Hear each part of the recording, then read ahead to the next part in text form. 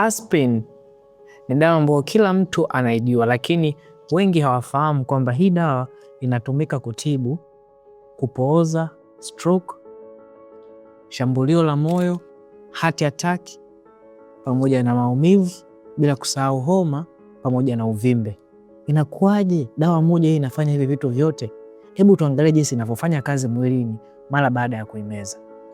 Jinsi aspirin inavyofanya kazi, kwanza tuanze kuelewa juu ya hizi enzymes mbili ambapo ni COX-1 na COX-2, ambapo COX-1 huyu ni enzymes ambaye yeye anafanya kazi ya kuconvert arachidonic acid kwenda kuna thromboxane A2, ambapo hii thromboxane A2 ina kazi kuu mbili katika damu, katika mishipa ya damu, ambapo kazi ya kwanza inafanya damu igande, tunasema platelet aggregation, na kazi ya pili inafanya mishipa ya damu ibane na kupunguza kipenyo, kwa tunasema ni platelet vasoconstriction, ambapo hii damu kuganda hupelekea shida kwa moyo na kusababisha shambulio la moyo, au ikienda kwenye ubongo inasababisha stroke au kupooza.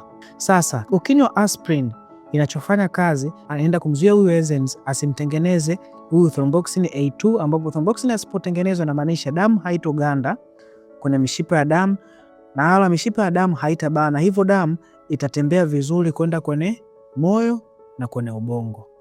Lakini hii inafanya kazi katika low dose ambayo inakuwa ni range ya 50 mpaka 325 mg katikati hapo.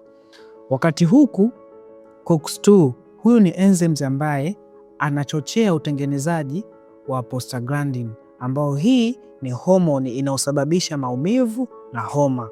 Ukinywa aspirin anamblock huyu enzyme, ambapo huyu enzyme akiwa blocked inamaanisha prostaglandin hatotengeneza. Asipotengeneza ina maana hautosikia maumivu wala hautopata homa. Hapa aspirin anafanya kazi katika dozi ya katikati ambayo ni 300 mpaka 600 mg, wakati ikiwa katika high dose ambayo ni 2 mpaka 3 gram per day, ambapo hapa hutumika katika kuondoa inflammation, mfano matatizo kama arthritis.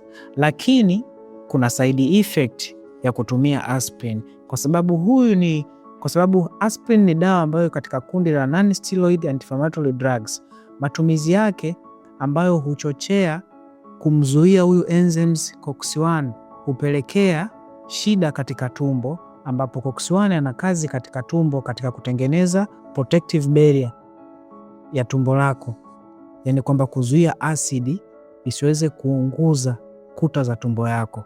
Sasa asipotengenezwa inamaanisha hatotengeneza protective barrier katika kuta za tumbo yako na kupelekea vidonda vya tumbo ambayo yanajulikana kama ulcers.